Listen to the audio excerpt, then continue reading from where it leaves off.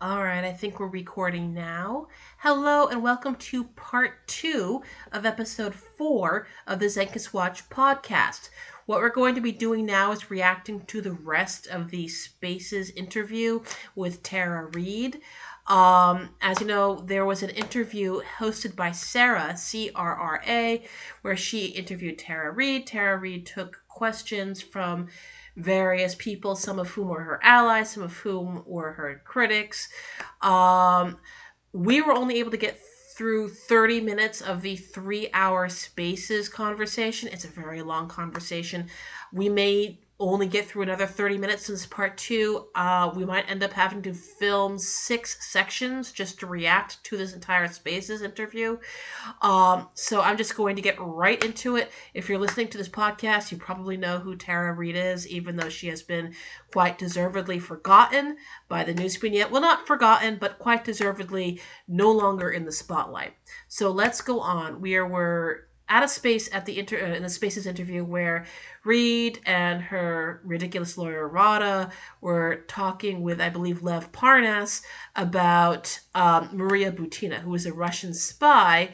um, Maria Butina is a buddy with Tara Reid, and I believe when Tara Reid defected to Russia, Maria Butina was sitting right beside Tara Reid during the initial interview with the news media, where Tara Reid said, "I am now going to seek safety in Russia because people are no longer paying attention to me in the US." I mean, she said she was feared for her safety, but it was an attention grabbing move that rather hilariously backfired on her. Let's go on with the Spaces interview. Several times, like 3 times, talking mostly about prison conditions in Julian Assange, but... All right, so this is Tara Reid talking about her interview on her podcast with Maria Butina. And Maria Butina talking about the prison conditions in the U.S., pretending that the prison conditions in the U.S., which I'm not excusing those prison conditions, but they're not at all anything like what's going on in Russia, where any type of dissent from the Kremlin, from Putin's regime, results often in a sudden quick dive out of an open window, purely by accident. We got to know each other through that, and then I've read her book, and her book is startling about just the prison conditions and solitary confinement and the use of torture that was done to her. It was pretty gross, and she's had permanent damage done by what happened to her, physical damage. She looked okay. I mean, she looked okay in the interviews. I mean, again, I'm not excusing prison conditions in the U.S., but again, it's like the Russian media or the Kremlin mouthpiece is saying that, oh, Biden is shutting up whistleblowers. What do you think Putin does? I mean, regardless of what happens in the U.S., we do have fair trials, and when we do not have fair trials, people are allowed to speak up about that. Our freedom of speech and our prison system, while far from perfect, certainly far outstrips what's going on in Russia.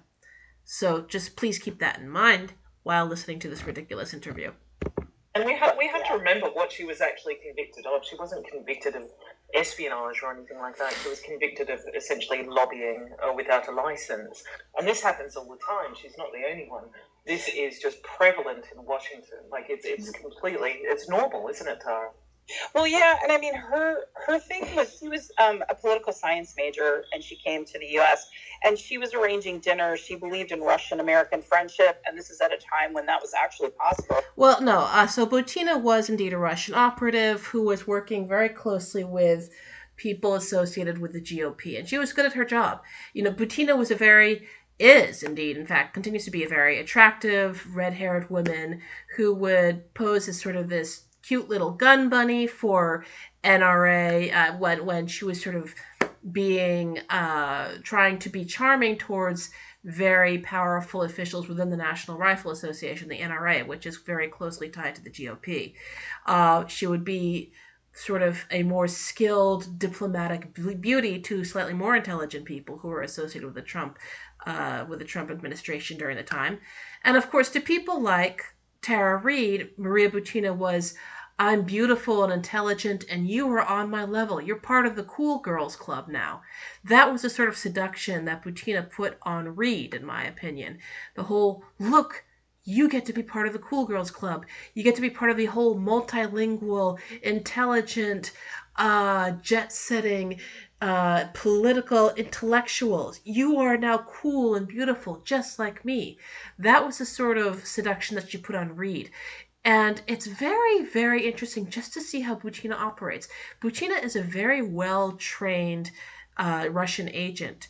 And I think Tara Reid likes to think of herself as the same sort of person as Maria Butina. Tara Reid doesn't really quite understand how stupid she comes off. Like, she's an obese American woman who pretends she speaks Russian, but she doesn't really speak Russian. She pretends she speaks different languages, but she doesn't really. She puts quotation marks in her Twitter.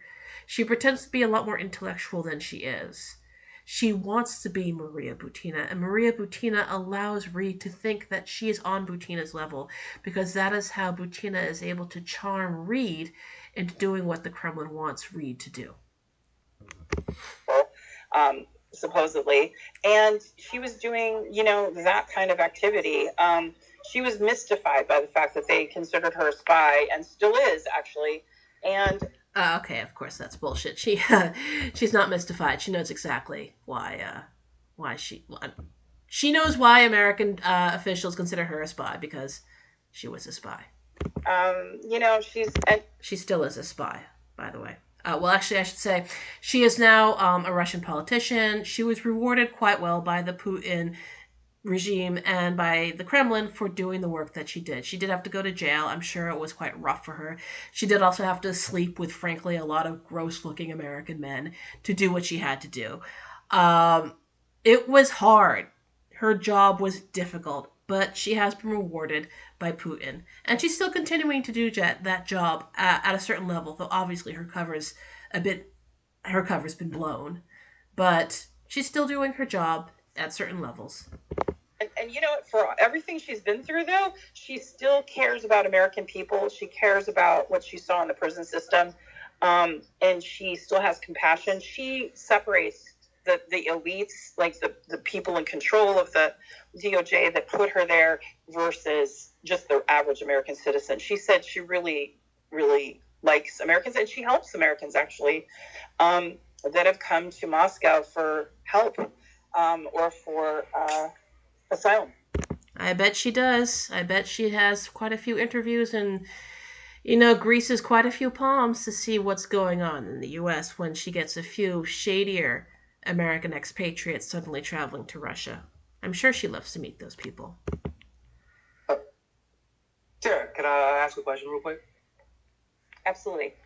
Well, first, I want to address the people who are joining in. Like, please stop trying to bait Tara into supporting or not supporting a presidential candidate. Like, that's unfair, and I feel like it's not the point. Okay. So now they're like, oh, don't bait Tara. Don't do this. Don't do that. They were just asking her questions. But, I mean, what are people supposed to do in a Spaces interview? The whole appeal of this interview is that you get to come in and ask her questions yourself. And people are saying, don't bait Tara, don't make her upset, don't do this, don't do that. Why is she here? This is an interview, right? She can simply choose not to answer that question. But I love how they're baiting her.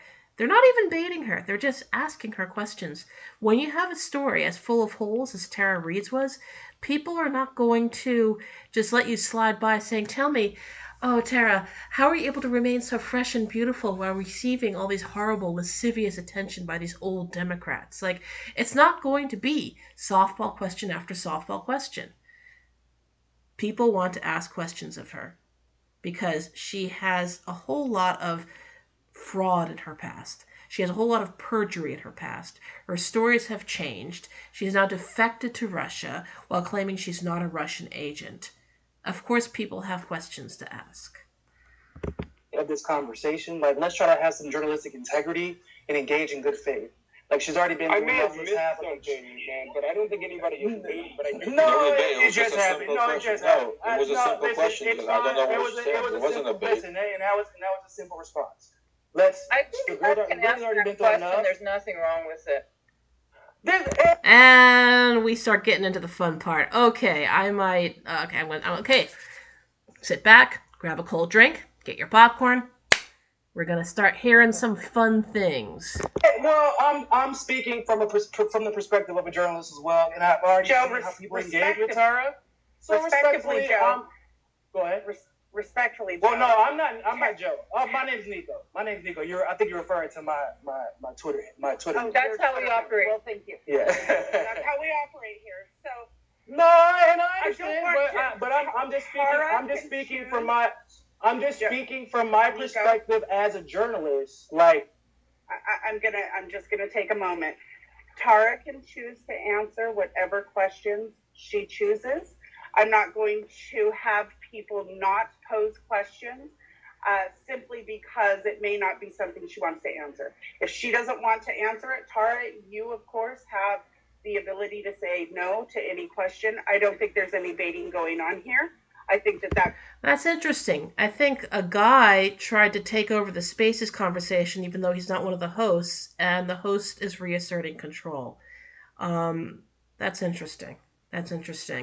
And I'm glad the host is reasserting control. She's clearly making this an open space where everybody has equal chances to question Tara.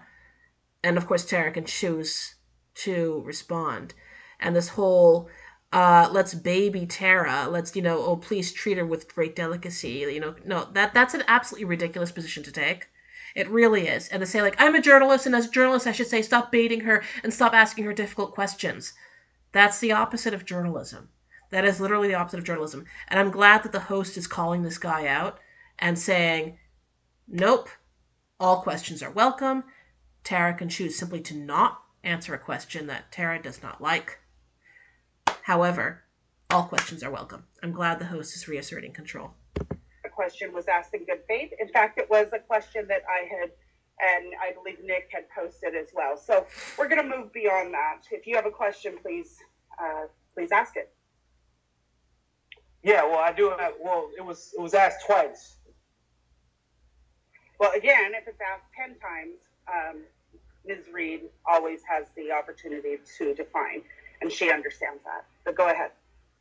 So, Tara, do you believe that this situation with Congress, like the fact that you were supposed to speak to them and in front of them as a major election is impending and Joe Biden's status amongst, even Democrats is weakening, do you think that because of how much attention these congressional hearings have been getting in the mainstream media and in social media, that could have been part of the reason why Matt Gaetz believed that your life could be threatened, and that is where this pressure is coming from? Please, Tara, answer that question. Get Matt Gaetz in more trouble. Please continue testifying that Matt Gaetz may have broken the law by illegally allowing you access to legal information that you were not supposed to have access to, but that he, as a sitting U.S. congressman, did have access to. Please implicate Matt Gaetz more. We love to see it. Answer that question. Because of the election. That, and, I'd had some threats that were, that had happened, and he knew about that, and he had Post those threats. You can't just say threats, death threats, want to harm my family, want to harm this. Nope. You gotta post them. Post them or shut up. Interviewed me for a couple hours, and they had, they know about the police reports. They know about some of the reports that I had to make because I see Oh my God, you make a police report over mean Twitter accounts. You made so many police reports over people simply saying, hey, why'd you change your story? Hey, where exactly did this incident occur? Like, why did you say that this took place in a room that has been proven to not exist? Why are you saying you got a degree from Antioch when you didn't? Why did you commit perjury? People on Twitter asking you these questions, you respond by saying a police report has been made on this person. You are like police report Karen. You have filed so many police reports that wherever you are right now, the police department has probably been like, oh God, this bitch again. Seriously, that has been your modus operandi. That has been your mode of operation. The police reports. She says, the police reports have been made. I can make a police report over a splinter. The police have to take it down. They will not do anything about it. They'll probably blow me off. But if I come to a police station and make a complaint, they will have to take that complaint and file it. They may not do anything else beyond that. They're like, no laws have been broken. No laws have been broken. Have you considered blocking them on Twitter? Believe me, that's what they're going to do. But saying a police report has been made as a sort of form of intimidation against your critics, saying that, it's so ridiculous. It's so ridiculous. It means absolutely nothing. Vetted me and saw that information before all of this. So he kind of knew things just started heating up because we're coming up on an election year. I didn't expect it to happen that soon, but usually, I don't know. I just thought it wouldn't happen until the fall when we got closer to the election, but it started sooner than I would have liked. And it got really... That actually speaks very well towards AG Merrick Garland. I mean, the DOJ is not playing around. They are looking at all the shit that occurred under the Trump administration. People say they're gunning for Trump. They definitely are, because he is a real threat to this nation. That being said, Garland's not playing around. He may have sniffed up some sort of scheme going on among lesser Kremlin operatives or lesser Kremlin useful idiots like Miss Reed. I'm glad the DOJ is pumping the gas on this. Too bad about you. Stuck in Russia, stuck in Moscow with an untreated aortic aneurysm because of all the delightful choices you have made in your life. All you had to do, girl, all you had to do was not lie. All you had to do was just not lie. All you had to do was, once those Russian operatives reached out to you and said, beautiful, pretty Tara Reid, could you do us a favor to help influence a federal election? Could you help us put together a scenario where you could possibly, try to help us influence the Democratic primary and knock Biden out of the race so we could put an unelectable fool like Bernie Sanders and shove him into the nomination and then have him lose to Trump so we can get another Trump term? Can you help us stitch that together? You could have simply hung up the phone. You could have deleted that email. You could have blocked them on Twitter. But no, they knew how to massage your ego. They knew all the right buttons to push. They knew all the right levers. And now you got in trouble in the DOJ for trying to use money from a hostile foreign power to illegally influence a federal election. And now you're stuck in Russia in 2023. Sucks to be you. Ugly really fast. And I just haven't experienced the same kind of level playing field or like safe environment to come forward that they keep talking about, or they talk about with the Me Too movement. I've never experienced anything akin to safety. Really? How so? Seriously. Like what Stormy Daniels experienced? Stormy Daniels literally was arrested by several Trump-friendly cops in Ohio, after she came forward.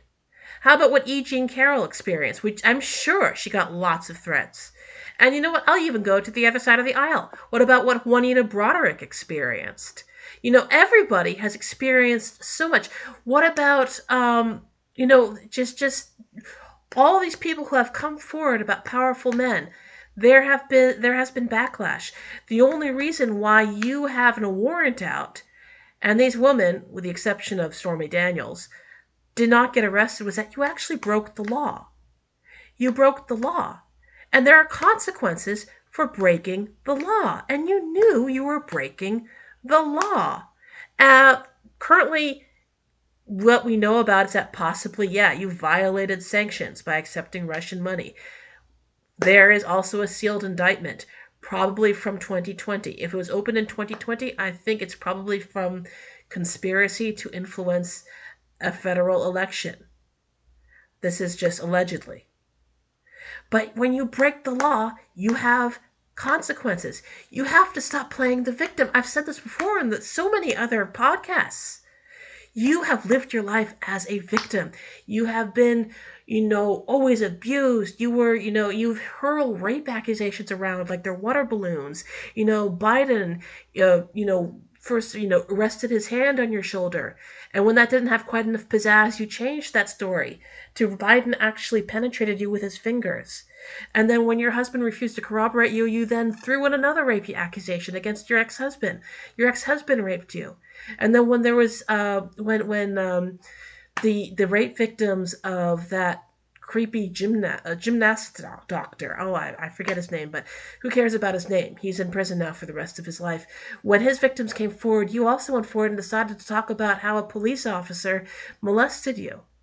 And there's just sexual assault story after sexual assault story. You being unable to have your career take off because you have always been the victim. And now you're almost 60. You have spent your entire life playing the victim. And now you are stuck in Russia with an untreated aortic aneurysm in a crummy hotel room.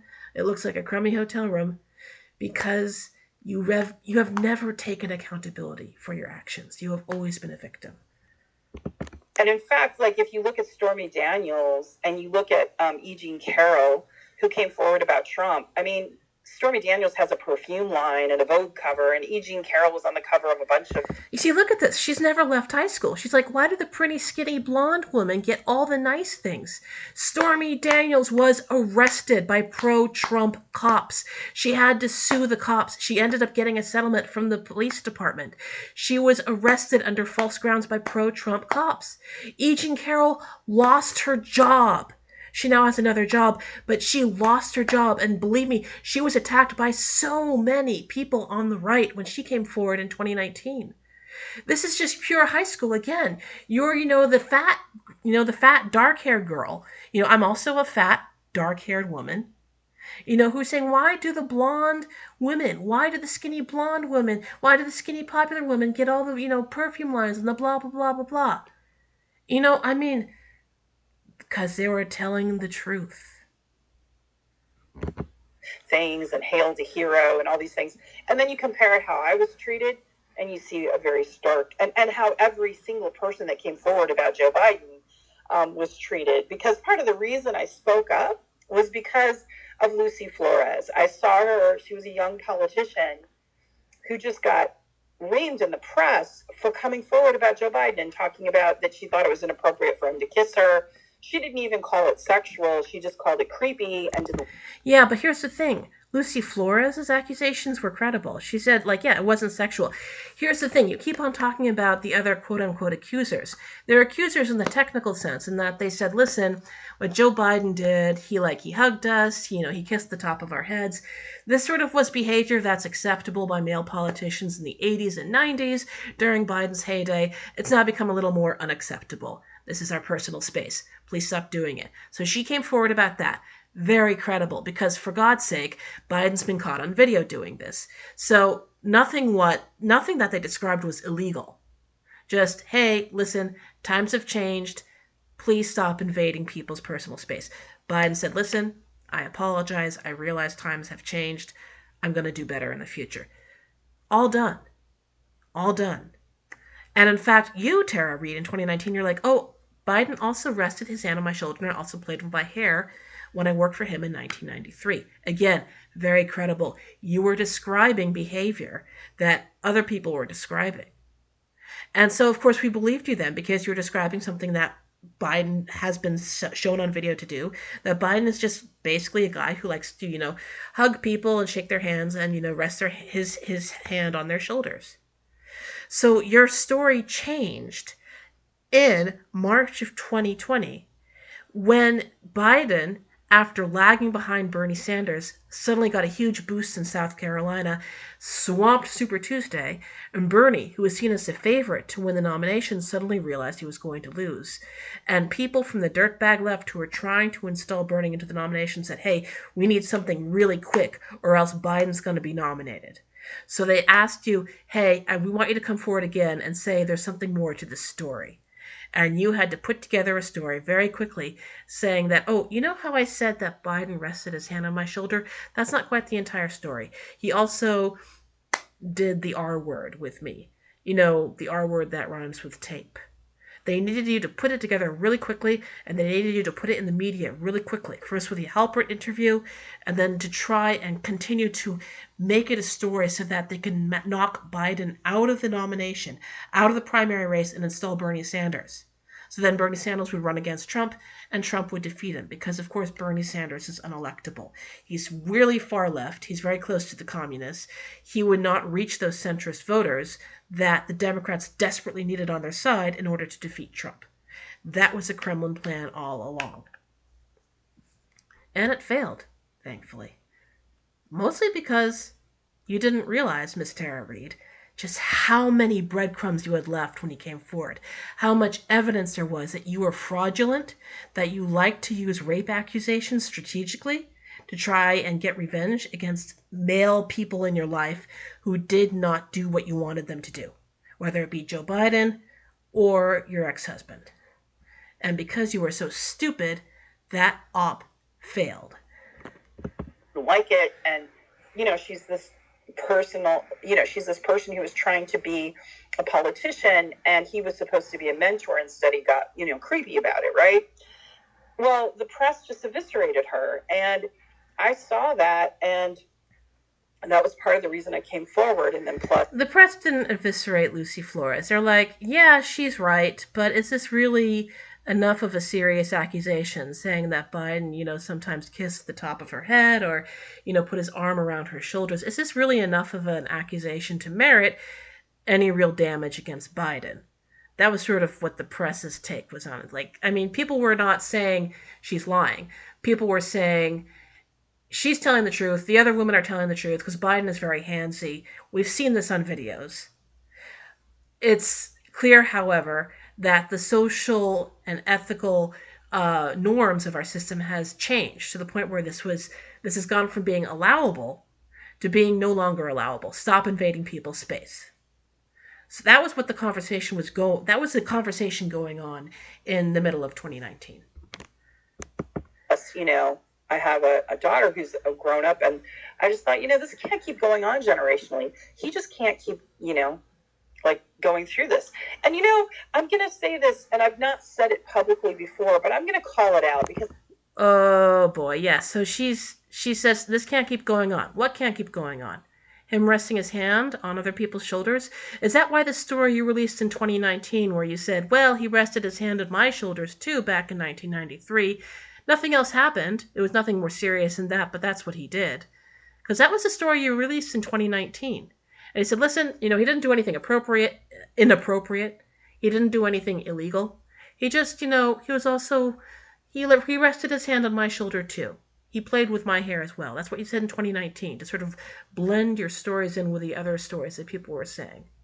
And when that did not turn out to be good enough to knock Biden out of the race, you had to add a little more octane. And you went back to the press and said, oh, and there's something else to my story that I didn't tell. And you changed that story up to include the RAPE word. Because it needs to be called out. I had several major news anchors and press people say that they already knew that Joe Biden had a problem, that he was handsy, and that he was inappropriate with women. And they would use that as a conversation starter with me to say, hey, to try to get me to talk. An example of that is Chris Wallace. Wait a second. So is she saying she didn't tell the whole story initially because it was a news anchor's fault? So now she's saying, oh, I was going to tell the R word that began with, the RAPE story. I was going to tell the RAPE story, but the news anchors made me not say it. This is ridiculous. No, you changed your story, and you're also always changing the reasons why you changed your story. Because the reason why you changed your story is a huge reason why your story's not credible. Why it's fake, why it's false, why you made it up. He called me and said, hey, look, Tara, we know Joe's handsy, and I can tell you, my wife experienced him being inappropriate and groping her at an event with the vice president when he was vice president. Oh, really? Is Chris Wallace going to back up this assertion? So now you're spilling some tea. You're saying that Chris Wallace told you that Wallace's wife told him that Joe Biden was handsy with her. Is Chris Wallace going to back this up? It sounds to me like you're trying to lie again. This is like the Matt Gaetz phone call that Matt Gaetz refuses to confirm. I wonder if people are going to confirm this with Chris Wallace, because I think you may be lying again. I know you're telling the truth. Wow. And I was just like, why aren't you saying it in public? Why are you protecting Joe Biden? Why are all these people protecting Joe Biden? And, you can verify that. That's absolutely true. That happened. Did you ask him to go public with those statements? I did, but he never did. I asked him to talk to. Yeah, I don't think Chris Wallace is going to verify that. Chris Wallace has never. Let me be very clear. Chris Wallace is a former news anchor with Fox News. He is not a Biden fan. He is a conservative Republican. There is absolutely no reason for him to protect Joe Biden. If his wife said that to him, he probably would have asked her to go public with that. I do not believe he would have said this to Tara Reade. I don't. I think this is absolutely ridiculous. This is the first time she's actually said this in 3 years. And I don't think Chris Wallace is going to confirm it. I think this is just more lies from her. To a reporter about it, I asked him to go public, and he never did. So, and he wasn't the only one. Prominent people would like, to the side, tell me this. And I'd be like, don't tell me this behind the scenes. Go public, because I'm standing alone getting eviscerated, and you people are being silent. Jennifer Palmieri worked with me in Congressman Leon Paredes' office when I was an intern. She knows how creepy Joe is. She thought it was unusual to be hugged and kissed at work and have a full-on body hug against her. She didn't like it. But yet she didn't go public. You know why? Because she got an HBO deal. You know what I mean? That's what's really disgusting to me is You see, she keeps on saying other people know about this. But first of all, she's saying it without their permission. And secondly, I don't think she gets their permission to say this, because I don't think they ever said it to her. I think she's trying to spill tea, but none of these people have said this, and she's a known liar. So this whole thing with Chris Wallace, this is the first time I've heard it in 3 years. And I know that it's the first time she's ever said this. I think the reason she's saying this is because she's trying to keep the story going. But this, is Chris Wallace going to confirm this? I don't think so. Just the same way that Matt Gaetz never confirmed that phone call she had with him. Like, this is what she does. She just basically lies. And then when people do not corroborate her, she says, they're protecting Joe Biden. Like, no, they're not. They're not. Chris Wallace is a conservative Republican. He doesn't like Joe Biden. Why would he protect Joe Biden? Seriously? And, she's saying, all these people said they don't like Joe Biden, but they all have deals, so they have to protect him. No, it's not like that. It's because you're lying. I've had to stand alone in this for the most part.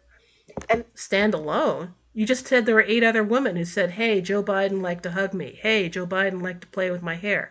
You just talked about that. He's been on video. People believed you in 2019. You only stood alone in 2020 because you were lying about the rape accusation. You talked about the rape accusation, saying he raped you in a room that no one has been able to find. You said, he pulled me into this cranny and, stuck his hands into my vagina. And when people said, what room exactly? You said, I don't know, a room, a nook, a cranny. So they looked up and down that hallway, and there's no nook or cranny in that hallway. So then you changed the story and said, actually, it was in the open hallway. But then to say, is that the hallway from the subway to the Capitol Rotunda? Because that's a really highly trafficked hallway. There are always crowds of people going back and forth. People would notice someone being raped in that hallway. And, there's too many eyes. The story kept changing and changing and changing as you realized that you were getting debunked and debunked. And then when I've had people reach out to me that are scared, that want to come forward because there are other people, they're looking for a mechanism to do it safely. And there hasn't been one. So I thought, okay, finally, a congressional hearing will provide that safety. They can even do it in secret or whatever, or not have their name. But then, they're not really pursuing it. They're pursuing the FBI whistleblower, which is great. the DOJ whistleblowing cases, and that's great. We should do that. We should call up. No one's contacting you, Tara. You've been debunked. You've defected to Russia. This is like your complaint in the Senate archives. You keep on saying you're trying to get it, but all you have to do is request it, and they will give it to you. And this has been called out again and again by Megyn Kelly, again, a conservative Republican, by Chris Wallace, again, a conservative Republican, people who don't like Biden, but people who you assert are protecting Biden. This has been called out even by Marjorie Taylor Greene and Matt Gaetz, saying, we can't get your employee record from the Senate archives. We need your permission. And you don't do it. You just run off to Russia. And I don't believe that there are like other people trying to testify and who are contacting you. You've been completely debunked. Why would they contact you? They wouldn't contact you. They would contact a news reporter. They would contact the media. They would contact somebody in Congress, but they would not be contacting you. They would not be contacting the person who has been debunked repeatedly. Again, this has been more lies, essentially. Of the DOJ for being weaponized. But Joe Biden has done inappropriate things with staff, and I'm not the only one. And not only that, but they didn't go for the witnesses like PBS when they did their big report. They didn't ask the people that were there. Genevieve. So she's talking about the PBS report where they basically, after she came forward with her accusation, PBS then interviewed 73 people who worked with her, who worked around her, who worked with Joe Biden, and none of them corroborated her. They were calling people who are other staff aides, legislative aides, people who became Republicans, people who are not even anywhere near politics. They asked them again and again. Not only were people unable to corroborate her, they debunked parts of her story, like saying, she said in meetings, like Joe Biden would play with her hair. I believed her at the time, but then other people said she was a staff aide. Staff aides didn't go to meetings. And finally, they found her coworker, and he said, yeah, I talked to her supervisor because she was throwing out constituents' mail. His name is Savage. He is, I believe, a lawyer now. He was one of her coworkers, and he said she was throwing out constituents' mail. She wasn't doing her job well, and she was let go as a consequence. And you can even see in videotape that Tara Reade released herself, of her videotaping her colleagues. All her colleagues were working, and she was videotaping it. And you can hear her colleagues saying Tara Reade is being annoying again. They were trying to work. She was not working. She was videotaping. This is the sort of behavior that gets you fired. She was fired simply because she was not a good employee. And she's talking about how, that PBS report. Well, that PBS report backed up the fact that she was fired because she was a bad employee, not because of any assault that took place between her and Biden. And she's now trying to push back against that PBS report because it was exhaustive. That PBS report interviewed everyone. It was an extraordinary piece of journalism, and no one was able to corroborate her. And now she's trying to push back on it. Ridiculous. Ellen, she knows. Matthew, there are people in that office that knows what happened to me. They knew what happened to me. Why are they silent? Because you're lying. Why are they silent? Because you're lying. Because they refuse to corroborate you because they're lying. You see, you take something which has been debunked and you try to respin it as a huge conspiracy.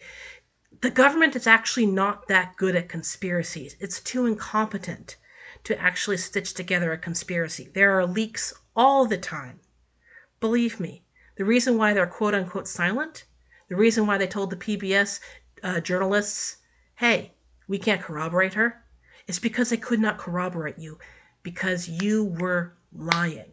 And that's going to be proven later on during this Spaces interview. They were under oath in a congressional hearing, they would have to go on the record.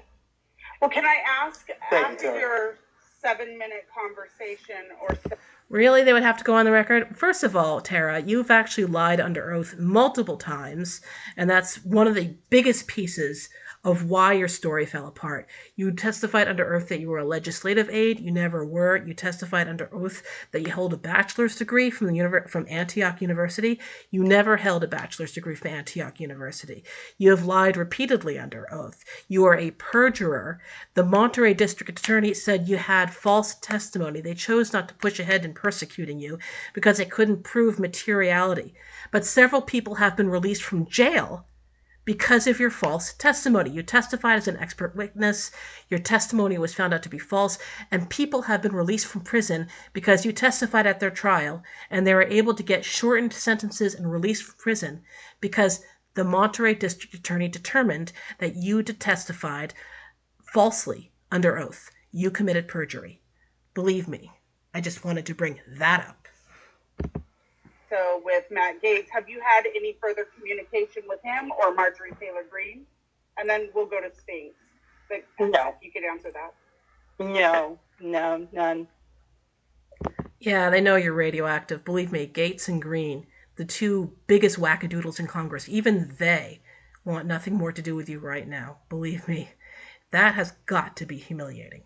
Do you have any idea why? Do you think that they have maybe shifted positions or... No, he sympathizes with me. That's all I know. He told my lawyer that, but he knows what's going on. But I'm in Moscow, and that's the issue because we're in this big red scare. No, it's because you made them look like fools. Greene and Gaetz were all ready to get you to testify. Then House Speaker Kevin McCarthy said, this woman has already been debunked. We do have some stuff on Biden we want to use. There's the whistleblowers. There's Hunter Biden. We want to talk about that. We want to pursue the Ukraine connection. I don't know much about that. But McCarthy said, this woman's already a liar. We're not going to call her to testify. And then, as if to prove McCarthy's point, you decided to defect to Russia. And that made everybody who protected you in the press look like fools. So, of course, they stopped, pretending to be on your side. They never believed you in the first place. But they were willing to platform you if it meant bringing down Joe Biden. But now when you keep showing just how dishonest you are, not even Gaetz and Greene are going to spend effort trying to platform you again. So yeah, that's why they're not talking to you anymore. Whatever. This kind of, the United States has created this, 2.0 Cold War that's turning into a hot war.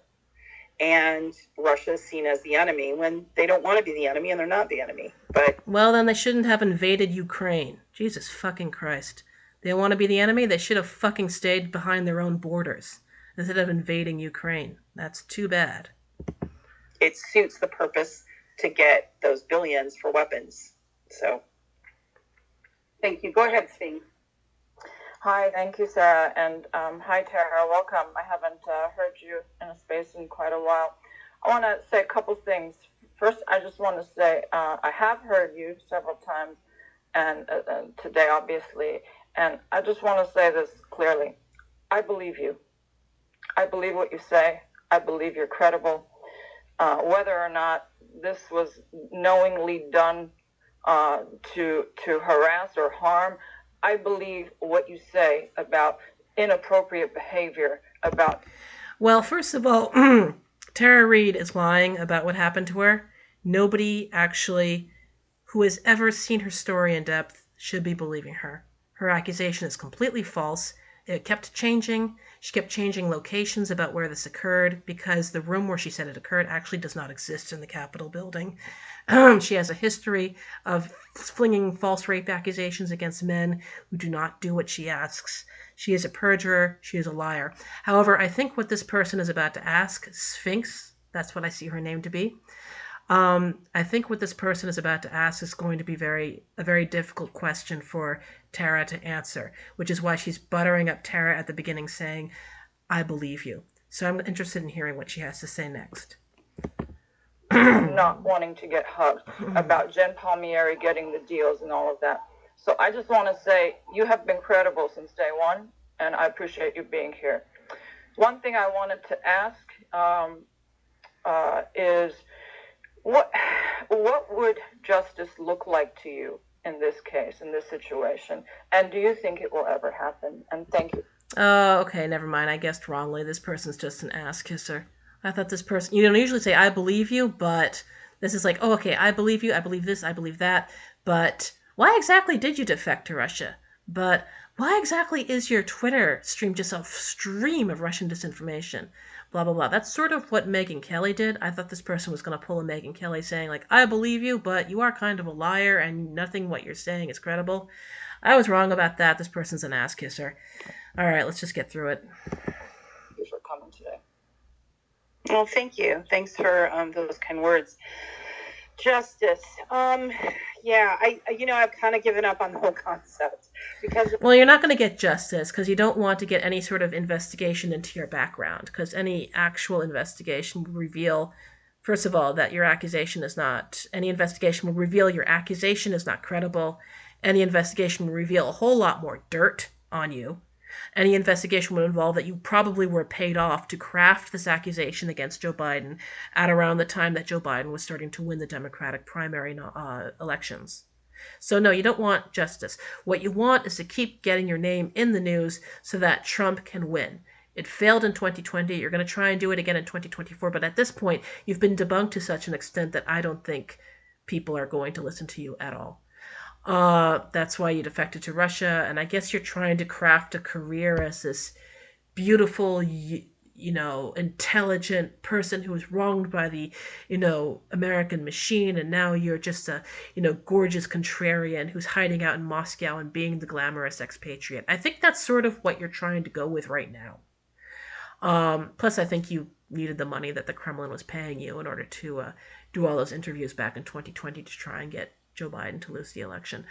I think that's your end goal. Certainly, you're not looking for any justice in terms of criminal charges or a lawsuit, because whatever is going to happen there will involve an actual in-depth investigation into your background and into your accusations, and it's going to come up with basically, you're a liar. In America right now, I feel like we're in a mafia state. I feel like the Biden regime has taken... LMFAO, you are in Russia, baby. Stay away from large windows. Whew. All right, here we go. More Kremlin talking points. And, God, I'm tired. All right, let's just plow through this. Into a mafia state. And the reason I say that is not just to, hyperbole. It's because, look at what happened when Joe Biden thought his mic was cut off. And, they had the mic on.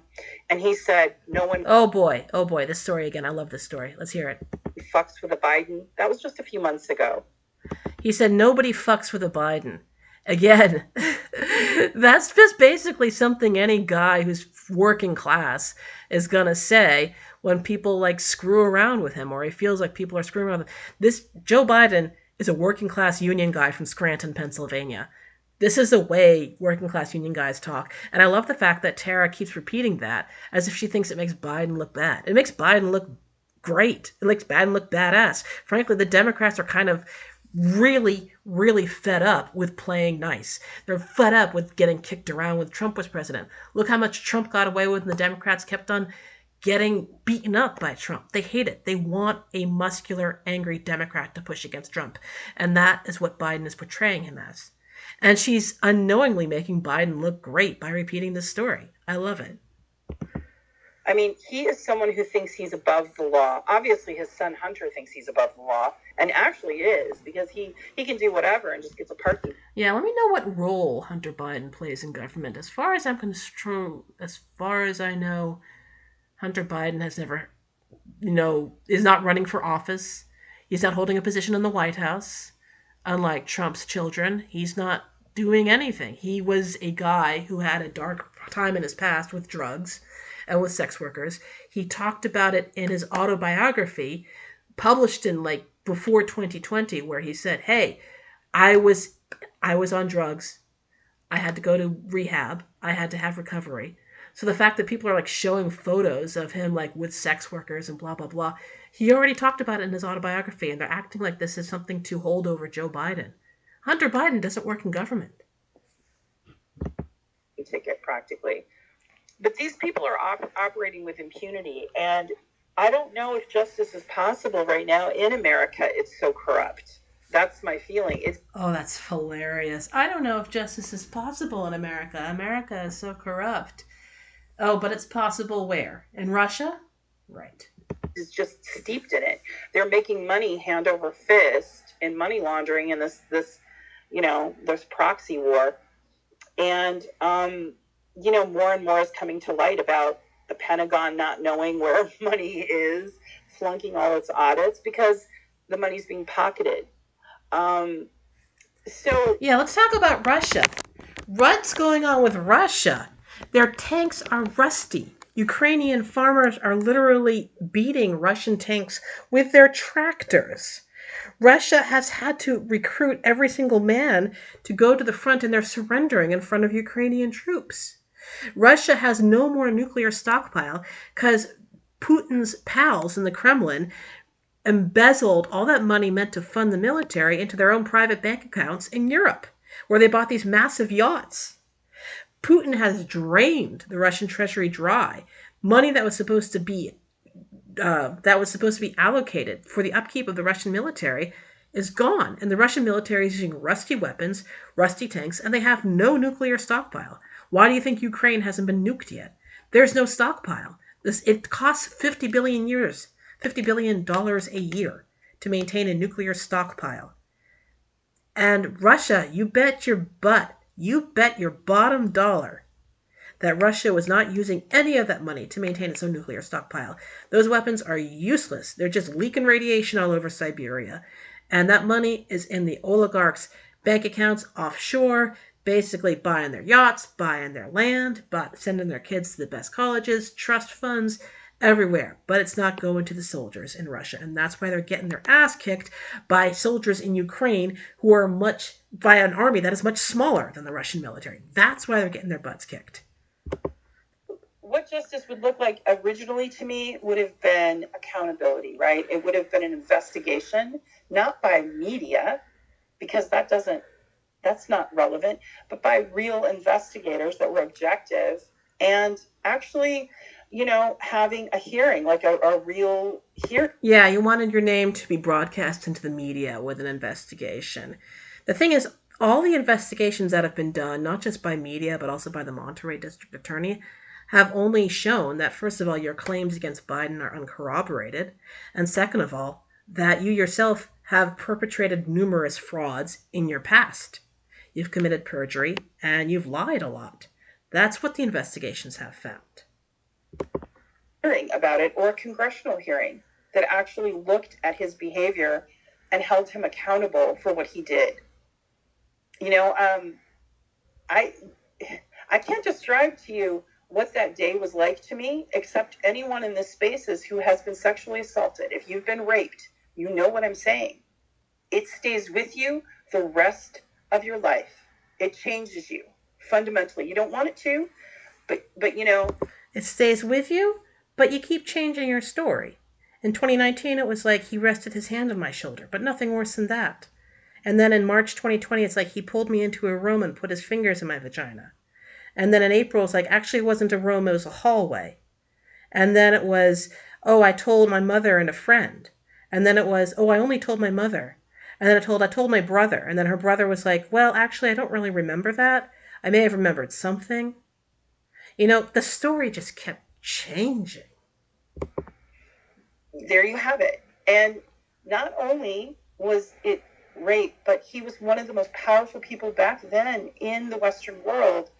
And What? No, he wasn't. He was a senator. No, the Bill Clinton was the president in 1993. What the hell is she talking about? Nobody heard of Joe Biden in 1993 except the people in Delaware. He was basically just a junior senator. He used his power to silence me and to end my career because I wasn't. You were fired for throwing out constituents' mail. My God, that is so stupid. To destroy you? Nobody heard of you in the 90s. Nobody heard of you at all. You were just a staff aide who threw out a bunch of mail, who never did her job, who videotaped her colleagues without their permission, and who ended up losing her job. And you've lost job after job since then because you never take accountability for your actions. Convenient. And that's wrong. And then he did it again when I came forward a couple of years ago. And it's wrong, and that's why I'm fighting, because I don't want this to happen. No, he didn't do anything. You made a very serious accusation against him, and the media investigated it, and then it all fell apart when the people who were corroborating you, first of all, were found out to be lying. And the people who initially corroborated you then said, actually, I don't remember. And then people who were defrauded by you in your past, all your friends, all your ex-landlords, even the Monterey District Attorney, who said, Oh, yes, she testified under oath falsely. She committed perjury. That all came out, and at that point, the media said she is no longer credible.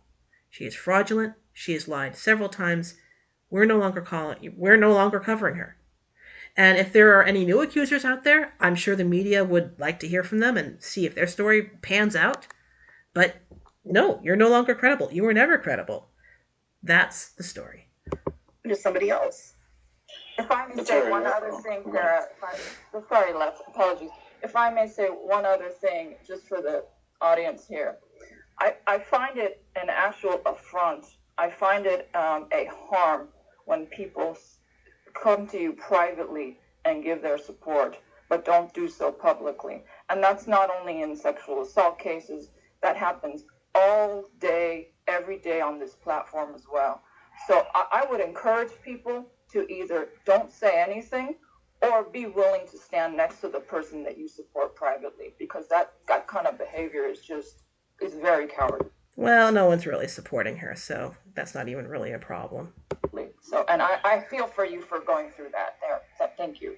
Tara, you had said there were a few reporters. Was there anybody else other than Chris Wallace and you said that he had privately told you that his wife had been groped by Joe Biden? Yeah, in a receiving line at the vice president, when he was vice president, when Joe Biden was vice president. And he had held her and run his hands up and down her body, but held her too long, to the point where Chris Wallace said he intervened and said, "Excuse me, Mr. Vice President," and got his hands off his wife. He said his wife is younger than him and very beautiful, and described it that way. And, Again, Chris Wallace, is he going to corroborate this? Or it sounds to me like you're basically bullshitting. It sounds to me, again, like you're lying. Because let me tell you once more. When Joe Biden was vice president, Obama was president, Chris Wallace, news anchor for the far-right Fox News, conservative Republican, Chris Wallace would not have protected Joe Biden. Chris Wallace would have gone right up to the news and said, "This is what happened to my wife. This is what happened here. This is what's going on." He would have blown up Joe Biden. You know why? Because Chris Wallace, at that point, would, first of all, would not have been protecting anyone in the Obama administration. This is, once again, Tara Reade lying. And I will bet you anything that Chris Wallace is not going to corroborate any of this horseshit. Because he knows she's lying. He may have said, "Oh yeah, he's handsy, he once hugged my wife, blah, blah, blah, blah, blah." And now, of course, she's going to exaggerate it to try and pump up her case. But again, let me remind you, when she came forward in 2019 and said, "Oh yes, he used to invade my personal space, he used to, rest his hand on my shoulder," people believed her, because Joe Biden has been shown on tape hugging people, kissing the top of people's heads, being, really huggy with like men and women as well. He's been caught on tape of this. So this is all very credible. And the fact of the matter is that she has been shown as not credible. When she originally came forward in 2019, everyone believed her. I certainly did. And then when she decided to pump it up in 2020, because Bernie Sanders was losing the Democratic primary, nobody else corroborated that. Nobody else came forward with similar accusations. They were like, "Oh yeah, Biden hugged me, but no, he never raped me. He never did that." I mean, the fact of the matter is that she's been shown on record to be fraudulent and to lie again and again and again. And once again, she's saying Chris Wallace told her something. And I think she's fairly confident that Chris Wallace will not corroborate this, or not even step forward about this. Because first of all, she's so clearly debunked that that nobody's going to even plan to address it. And secondly, it's just everyone here is going to accept her word for it, because right now we're still in the first hour of this Spaces conversation. So consequently, all we're getting are her simps and her supporters. Plus Lev Parnas. We're going to hear more from him, and he has some interesting things to say. Let's go on with it. I don't generally talk about other people's stories. You just did. You just said that Chris Wallace said his wife did this. Did Chris Wallace give you his permission to tell that story? Even saying that you're telling the truth and Chris Wallace did tell you this, do you think Chris Wallace gave you permission to tell that story? I don't think he did. But the fact is, I don't think he even told you that story. Or he may have said casually, yeah, Joe Biden hugged my wife at this receiving line. He may have said something like that. I know a lot of people have been hugged by Joe Biden. But listen up. I don't think Chris Wallace said anything like what you're saying. I think you're trying to do this to add further credibility to your own accusation that has been debunked 2 years ago. And you're still trying to pump it up full of gas because you're still trying to see if you can cultivate a pundit career out of this pile of garbage that you dumped onto the news media in March 2020. Because I don't think that's fair. They need to be there to defend themselves. They need to be there to talk about it. But I'm sure if you asked him, he would tell the truth. She has. Yeah, no, I don't think anyone's asking Chris Wallace that because nobody's really interested in what Reed has to say. She's been a liar for a long time. Hasn't made it public, but like she wasn't assaulted, obviously. So she wasn't assaulted. So it was just a hug. So what Chris Wallace said to you was like, yeah, my wife was hugged by Joe Biden. I'm willing to accept that he said something like that to Reed. And now she's saying, oh, he ran his hands up and down her body, but it wasn't an assault. Like, which was it? Did he assault her or did he not assault her? Now she's walking it back a bit. She's such a liar. If it had been a sexual assault, I wouldn't be talking about it because I just don't feel comfortable. You know what I'm saying? I have had people come. Yeah, you know what? Just stop talking about that, dear. You've already made yourself look like a fool for like the 1,000,000th time. Come to me privately that tried to talk to reporters that it was more than just the groping, what Joe Biden did. I can't out those people. They have to come forward to law enforcement or on their own. And I won't talk about those cases. As far as about other reporters. Yeah, more lies. Excuse me. Again, all this woman does is lie. Like, she says, I'm going to, these people have come forward, blah, blah, blah. First of all, if somebody had a case like that, they would not be talking with Tara Reid because she's already shown herself to be very shady. The fact of the matter is that when people come forward with these sorts of accusations, these accusations are investigated. And I'm sure there are a lot of trolls who came forward saying, like, yeah, Biden did that to me as well. But if there are wackos out there, there are always wackos out there. And, if their stories do not line up, if they cannot be corroborated, then law enforcement is going to dismiss them. And certainly the news media is going to dismiss them. In fact, Tara Reid was a hard lesson for the news media because they were with her until all these people stepped forward saying she defrauded us. She lied to us. The Monterey district attorney came in and said she committed perjury. There were people who said that she, her ex-husband, came forward and said, well, he said politely, I'm not going to corroborate her. And then she published a book saying, oh, by the way, my ex-husband also raped me. And it was clearly, I have to say allegedly here, but it was clearly in retaliation because she was furious with her ex-husband who refused to lie on her behalf. She is someone who flings rape accusations against men who do not do what she wants them to do. Lisa Lehrer from the New York Times said she was talking to a couple of the staff where they were acknowledging there were some issues. She was getting close to that. Yeah, and then she stopped because the staff later recanted and said, well, yeah, he hugged people, but we've never heard about him raping people.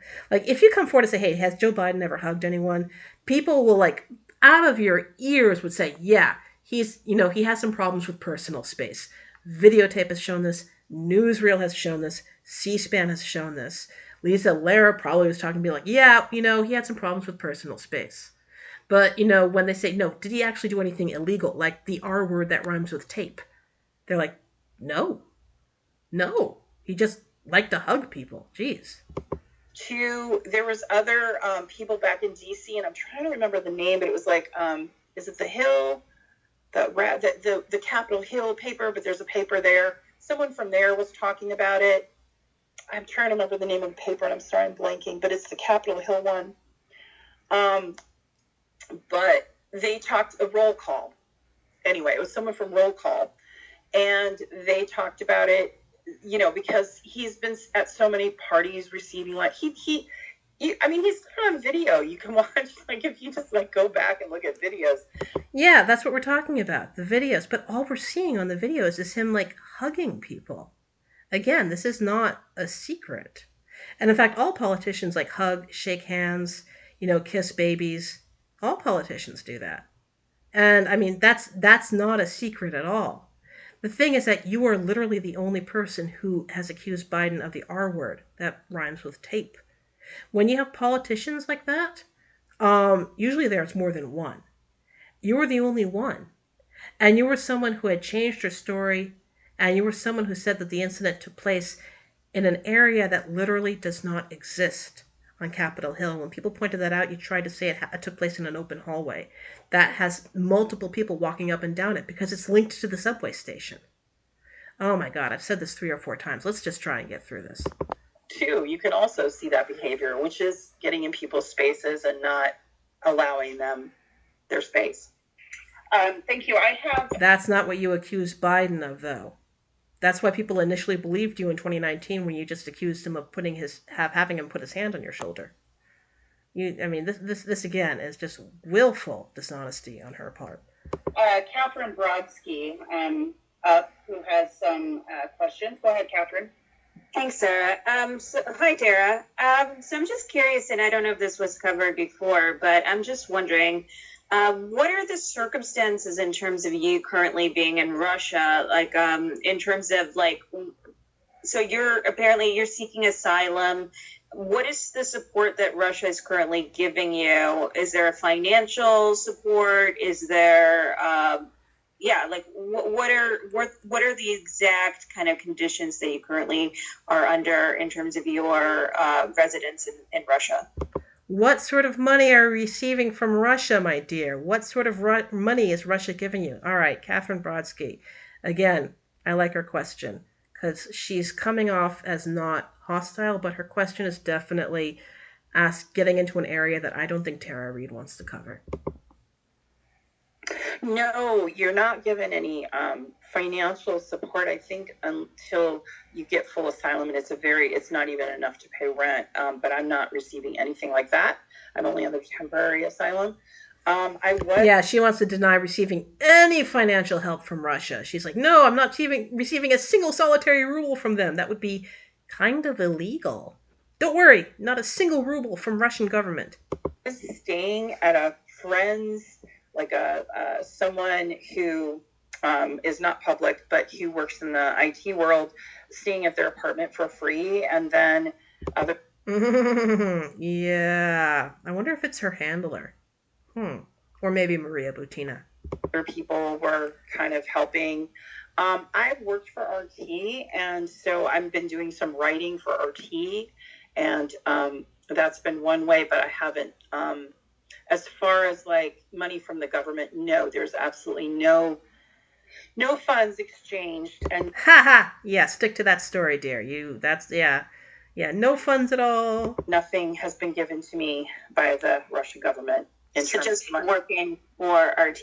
And is there a specific reason why it was Russia, not any other countries? Yeah, Catherine Brodsky is definitely, she's asking the good questions here. Okay. Well, I mean, I was in Russia at the time all this happened, meeting with a publishing company. And bear in mind, publishing is different here than the U.S. Like, you don't get an advance. So I won't get any of the proceeds from the book until after it sells. And at some point I will. But that's a ways off, I guess, when it's published. But yeah, it's been quite a time trying to navigate all of this and the day to day. But yeah, that's basically it. And as far as RT, I have made it public that I 3 years ago did some op-eds for RT and had that relationship with them. And I had offered my op-eds to other outlets, but they were the only ones. If you've ever had the misfortune of reading what she writes for RT, you would notice that Tara Reid is a remarkably bad writer. She's a terrible writer. So my belief, this is all alleged, is that her substantial fee that the Kremlin government gave her for crafting together this accusation and then releasing it to the media along with other Kremlin associates like Katie Halpert, allegedly, Anthony Zekas, allegedly, Glenn Greenwald, allegedly. I believe her fee is laundered through her RT column. So she'll be being paid like maybe 20 grand a column. So she was able to buy a very beautiful place, or at least rent a very beautiful house on the west coast of the US through a fee that was laundered through her RT column. That was her fee that was given to her in exchange for her going to the news media with this false rape accusation. This is all alleged. Paid, and it was, a nominal amount, but they were willing to, have me write for them again. So that was good.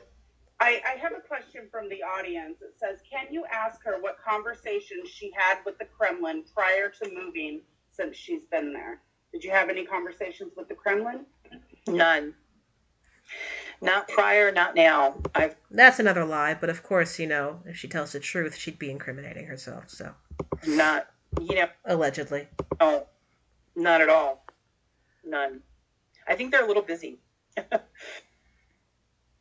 Do you feel like you're completely free to, well, I mean, you have the same views as the Kremlin, so I guess you are free to speak in that way. I'm wondering, and this is... Yeah, I admire that shade. You have the same views as the Kremlin, so of course you're free to speak. Obviously, people who dissent from the Kremlin aren't. That's quite correct. Then, people come to speak for, they wait different periods of time for various reasons. So it's not like a challenge in that way, but something, and I'm not like super familiar with your case, but something that has come up in some of the things that I've read is that, immediately sort of when you were working with Joe Biden, you seemed quite happy, at least by reports of other people who were familiar with you. And then later, it wasn't until way, way later that sort of accusations have come up. So would you attribute that to sort of processing, or are there any other factors? That's right. She praised Biden a great deal. She was constantly talking about how she worked for Joe Biden. She loved him, this and that and that. She was constantly using that as a sort of as a sort of conversation starter, as a way to boost her name up until about 2020. And then suddenly she decided, actually up until about 2019, and then she started to put together her series of ever-changing allegations against Joe Biden. That's what this questioner is asking, and it's a good question. Is involved in that? Well, actually, that's a really good question because, and I'm glad you brought it up, Catherine, because I'll kind of explain the timeline. In 1993, when I came forward, I was very scared to talk about the sexual assaults. You never came forward because it never happened. You never came over because it never happened. That's why you're not actually going to get your complaint out of the Senate archives, even though you could request it tomorrow and get it tomorrow. You're not going to get that complaint because there is no complaint, because there was nothing happened, except that you were fired for being bad at your job, for videotaping your coworkers against their will, for fooling around when other people were working, for throwing out constituents' mail. You were fired for very run-of-the-mill reasons, and you at first said that it was because people bullied you, and now you're saying it was because Biden did the R word that rhymes with tape. And one of the reasons was the assistant press secretary. The press secretary was Evelyn Lieberman, and she had an assistant. And he found out that I filed the paperwork against Biden in the Senate. And it was right. Oh, more stories. Right. Oh my gosh, she was so dangerous. They were just trying to shut down her poor, beautiful, intelligent self. Oh boy. Before, I was being forced out, obviously, because of all that stuff. And,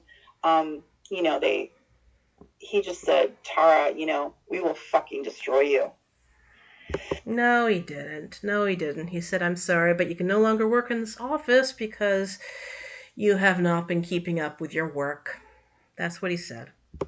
And I was 28 years old, and that was like really scary to hear. So now she's 28. When she initially came forward, she said she was in her early 20s. But when people found out what her actual birth date was, which was in the 60s, they said, you weren't in your early 20s, you were 29. You were 29. So, now she's saying she's 28. But the fact is, she's always been lying about her age when it came to what happened here. Sure, and he was right. Like, I couldn't get a job. Like, I was applying for work. I couldn't get a job on the Hill after I filed that paper. And wait, I thought you did just get a job, didn't you? You started working for Leon Panetta after you left Biden's office. Didn't you work for Leon Panetta? You did work for other. You just got fired again because you've always been bad at your jobs. You've never taken accountability for your own actions. That's another complete lie. My career was essentially over, and I knew that. And so from there, I had told my mother, of course, my brother. I had told immediate friends, one who is anonymous right now, who would testify if I get to Congress, will testify under oath. And I wonder if this is the same friend that started debunking her, because this friend said, oh yeah, she told me about the rape. But then a reporter from Vice said, wait a second, I spoke to this person about the 2019 story, and she said specifically, no, all that happened was that Biden rested his hand on her shoulder. So I asked her, why are you now corroborating the rape story when earlier you said to me, all that happened was that he rested his hand on her shoulder. He didn't do anything wrong. And that person admitted to lying to the reporter, saying, oh, I didn't want to go forward with that. But it was a lie to the reporter. I wonder if this is the same friend. I have my own theories about this friend. I think she may have also been a go-between, a handler between the Kremlin and Tara Reade. She has continued to remain anonymous. What she has been quoted as saying sounds suspiciously slick to me, like she's much more well-trained as an operative than Tara Reade ever was, which is why I think she was actually much more of a go-between between Kremlin and Tara Reade than other people realize. This is all alleged. This is all these are all my musings, but this is what I believe. Let's go on. And I told several people over the years, but I was afraid to speak up publicly. And Brian Krasenstein has entered. Okay, we might finally get some real fireworks here. I'm saying he has entered the chat. I wonder if she can see this. By the way, she said she told several other people over the years. They never came forward to corroborate her. Your ex-husband refused to corroborate you. That's why you decided to accuse him of rape, too, because you were so pissed off that he was unwilling to lie on your behalf. The things that I was ambivalent about later was that... Allegedly. I thought I was the only one, right? I thought, because I didn't hear anything more in the press, like in the media, there was nothing more. And, Biden passed the Violence Against Women Act. Well, the Violence Against Women Act helped people. What I didn't know is that he only passed that to get the crime bill passed, one. Two, and I knew this being a staff. So here we go. She's going on various anti-Biden talking points that has nothing to do with what she alleges happened to her. This also sort of goes back into the allegations were false and part of an overall anti-Biden op. Like, what does she care about the Crime Act or the Violence Against Women Act? Why is she trying to discredit Biden from that angle? Surely that has nothing to do with what she's trying to do. This more shows it's this part of an overall anti-Biden op than anything that actually validly happened to her. It was mostly staffers that worked on that, not him. He didn't even probably know what the contents were. And that's how most bills are crafted. The politician asks that staffers do the research and put together a bill, and then the politician makes sure that bill gets passed. What a ridiculous thing to say. Later, professionally, it just wasn't smart for me to talk openly about it, and I was scared to. And I was scared for good reason, and now look what happened. Like, look at the results of speaking out. Look at the results of accepting Kremlin money to make a false rape accusation against Joe Biden. That's all on you. Enjoy Russia. It's a country getting slammed with economic sanctions, and you better keep your mouth shut about your involvement or you're going to be tumbling out a window too, because that's what happens when Putin starts getting displeased with people. And I'm not saying allegedly about that because it's pretty clear that Putin does throw his enemies out of windows. It's called window cancer on the online political sphere. I'm just going to jump in for a moment there. Excuse me, Tara, but I just need to give some guidance to everybody who's using the chat. Can we please keep everything on a positive note? And also... Oh, I think she's saying this because Brian Krasenstein has just entered. I can see his icon just showing up here. This is going to get fun. So if you'd like to ask questions, we have some pre-screened people that have already been approved to come up. So if we don't get to you, can you please put your questions in the chat, because I've received a lot of DMs. Thanks so much. Back to you, Sarah. It's the little purple button down at the your bottom right. Tara, I'm going to go to Nora, who has some questions for you, or maybe some comments. Go ahead, Nora. Thanks, Sarah. Hi, Tara. Judging from all the thumbs up and hearts that she's been posting, I'm not really expecting anything really truthful or anything more than ass kissing from this Nora person.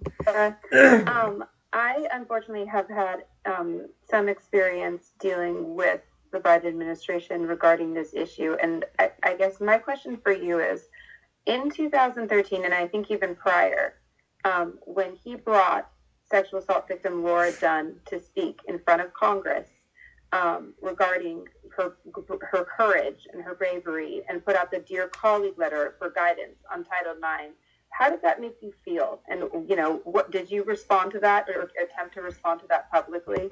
Ha! Right, God. No, of course she didn't, because she hadn't even been contacted by the Kremlin yet. She hadn't even thought about, putting together a story about sexual assault. All she knew about Joe Biden was that he was a senator she worked for a few months back in the early 90s, and she used his name to get jobs. That's hilarious. I love how Nora's pretending that anything Reed is saying is real. And I didn't. And a lot of times when, for instance, when Joe Biden was vice president, especially, I literally wouldn't even turn on the TV. I wouldn't listen. It brought it back. It's almost like I would get anxiety, That is such bullshit.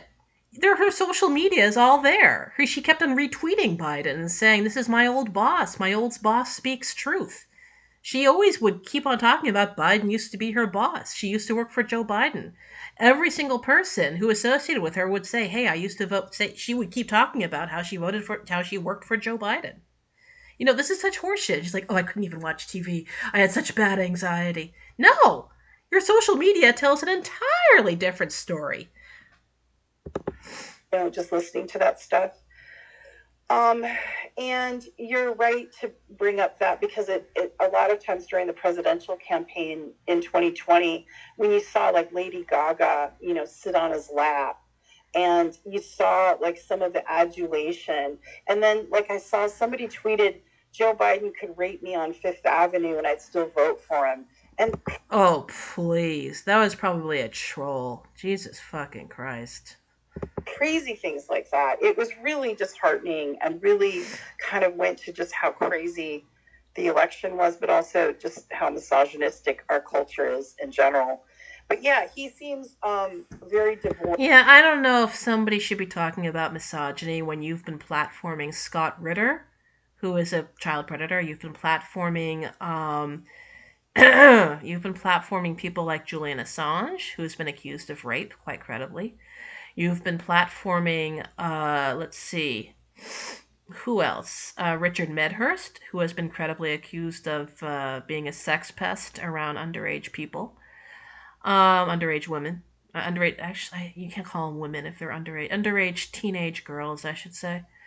You have been platforming Caleb Mopin, who allegedly fired young women from his organization, and then they were forced to go into sex work to survive, and he became their clients. Basically, Sarah Reed has been platforming all sorts of misogynists, all sorts of sex pests, all sorts of rapists. Hell, Putin himself has been accused of being a pedophile, and the man who accused him ended up dying from poisoning. Reed really has absolutely no grounds at all to talk about how misogynistic our culture is. She has been platforming the worst of the misogynists of the dirtbag left. Forced from reality in a lot of different ways. And now that I have a little more insight into that kind of predatory behavior, he separates himself probably from that event, if he remembers it at all. But, he just thinks he's above the law. And I think he's demonstrated that again and again. May I say something, please? I would like to address a comment that was made here in the comments. And I should say, actually, I am unable to see the comments. I'm just listening to the recorded playback of this Spaces conversation, so I'm just going off on what they're saying. I actually can't see the comments, so I'll take their word. I'm going to have to take their word for it, just as a quick FYI to listeners. To educate the uninformed, who's asking why she's going back and forth between sexual assault and rape. They're different. Let me explain something. Because they're interchangeable. Because rape is a subgroup of sexual assault. This is a quibble. I don't really give a damn about this. This is basically a quibble. We all know what rape is. We all know what SA is. This is just ridiculous. And it is perfectly fine for someone to use those words interchangeably. In fact, she doesn't have to use the word rape if she doesn't want to. She's providing more detail. So it's very, very appropriate for someone to go back and forth with saying sexual assault, which includes every kind of possible sexual assault, and then also to give more specific indication of what kind it was. Also, the leave button's on the top right. If you don't, not going to be polite. The leave button is on the top right. I love it when people get snippy because other people are sort of calling her out. The quibble about rape and sexual assault is like, if you're going to attack any part of her story, that's ridiculous. Yes, rape is the most severe form of SA, sexual assault. I'm really sorry. By the way, I should have put a trigger warning at the beginning of this, but yes, sexual assault covers a whole wide range of assaults that are sexual in nature, and rape is only one of many possibilities, so it's considered the most severe form of it. But this is just ridiculous. However, I have to admit, I am amused by the leave button is there. You can just leave if you can't be polite to our beautiful little princess, Tara Reid, who's totally not a liar or a perjurer or a traitor. Then that's it. Can I ask a follow-up question, Sarah? Please, and then we're going to go to another speaker. Go ahead, Nora. Okay, and then beyond that, you've also, since coming out and because Biden has, you seem to have praised him for his stance, or. Oh, I'm glad Nora is speaking out about this. I was not expecting that observation from her, considering all the ass-kissing she was doing earlier. All right, let's listen. Passing the Violence Against Women Act. Which was in 2013, which I believe actually that Laura John is part of. She's somebody actually that I know. I've spoken with her about a lot of this stuff before. And she was actually an integral part of helping to pass that. Do you feel that in kind of trying to say that the Trump administration is walking back the Dear Colleague letter and the Title IX protections, does that undermine any of the the things that you have basically said that you actually do admire? Because he never, first of all, Dear Colleague letter was not enforced at any point. It was just some guidance. I don't believe that any of the Department of Education's Title IX investigations have come to completion that I have heard of. I have not seen any victims of sexual assault or any schools actually being punished for them. So for me, it felt a lot like a lot of lip service, and I haven't really seen even the Violence Against Women Act being, administered in such a way where it provides any kind of meaningful justice for women. So, I'm not sure if... What the hell is she babbling about? The Violence Against Women Act has protected women, from domestic violence, has protected women from violent husbands, violent boyfriends, It's helped women escape violent marriages and even change their names and their social security numbers. It's helped so many women. What is this idiot babbling on about? Are you under the impression that for some reason that now that there is some sense of justice and that he's divorced from reality? Or do you think that, he does this as, an attempt to maybe cover up or what he does before by taking an opposite stance, or to be an advocate, to actually go out of his way, out of everyone, to pull this girl who is a survivor and basically use as a political prop and pass. Wait, so passing bills that protect women is now a sign of a sinister attempt to cover up crimes? So if Biden didn't pass any bills to protect women, that would show he was innocent of sexual assault? So now any attempt by a male politician to pass a bill to protect women is a sign that that male politician is covering up past misogyny. That makes absolutely no sense. What she's saying is like, men are only innocent if they don't do anything in the political sphere to help protect women. That shows that they're not trying to cover up past actions of sexual assault. This woman's not making sense. Nora Kasich. Oh my God. You're an idiot. These acts, like that's kind of the most far removed you can get from being, a rapist, I would say, to actually single somebody out and, create this law and, bring attention to this act of violence in schools. So, I mean, just what are your thoughts on that? Well, I mean, he's a master at political theater, or was. I don't know what his coherency, his competency is at this particular moment. Yeah, once again, she is advancing the whole Biden has dementia narrative, which is, again, nothing to do with what she said happened to her, anything to do with her false allegation. So, again, this points to a broader anti-Biden agenda than, I have nothing against Biden's agenda, I'm just talking about what happened to me, which is, in and of itself, very suspicious that this is overall an op to defeat Joe Biden. So she'll be hitting upon the whole, Biden didn't actually write the whole Violence Against Women Act. She'll be hitting upon the whole, Biden has dementia. She'll be hitting upon all sorts of aspects that the Kremlin and other anti-Biden foreign powers are trying to advance on social media in this Spaces interview. But regarding that issue, what you're saying is really interesting because a lot of times when you look at legislation in general, sometimes politicians will use a legislation act but then not give it any meat, not give it any enforcement. So it looks really good on paper, but it actually isn't really actionable, and there's no money for enforcement or whatever. And that's on various different issues. So it's interesting that you brought that point up. Or there's money for selective enforcement, isn't there, Tara? Because they can pass these kind of acts and they don't necessarily apply to them, especially when they're able to weaponize the DOJ for their advantage, to send them against their opponents potentially, and protect themselves from such prosecution. So it doesn't matter if they pass this act, Biden knows it's not going to apply to him. Yes, exactly. And there's that. So, yeah. And, the Violence Against Women Act actually addressed domestic violence. And, it's just interesting that, the hypocrisy around it. And just, when you look at Democrats in general. That act has saved a lot of women's lives. They talk about Me Too. Well, Me Too only applies to, apparently, the victims of Republican predators or conservative predators. Oh, really? What happened to Senator Al Franken? He's a Democrat. When someone accused him, what happened? He resigned. What happened to Governor Andrew Cuomo? He's a Democrat. When a few women accused him, he resigned. No, plenty of Democrats. Eric Schneiderman resigned, the Attorney General of New York.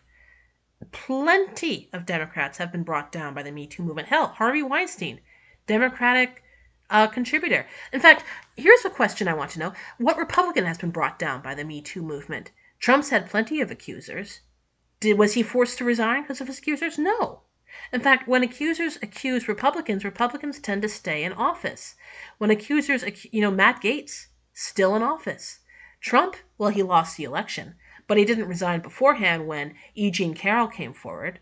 He didn't resign when several other people, many, many other women, accused him of assault. He never did that. It's only been Democrats that have been resigning. And that's why the Kremlin wanted Tara Reade to craft together this false accusation, because they saw Al Franken resigning because a woman accused him, and that woman was later debunked. So the Kremlin saw through that case that Democrats will pressure their own to resign even when the accuser who's accusing the Democrats is very uncredible. That's why they got Tara Reade to do this. Because they knew she was not credible, but all they needed to do was have her accuse him and have a couple of people agree to corroborate her, and they would get Biden out of the Democratic primary race. They could install Bernie, even though Bernie had not won enough elections to merit the nomination, and then they could have Bernie lose to Trump, and Trump would then be there for 4 more years. At least. I think he wanted to install himself for life. All right, guys, I've been through 1 hour. We've got 2 more hours to go. I am really tired. I'm going to cut off this episode right here, and we'll be back later. Thank you so much for being with me, and good night.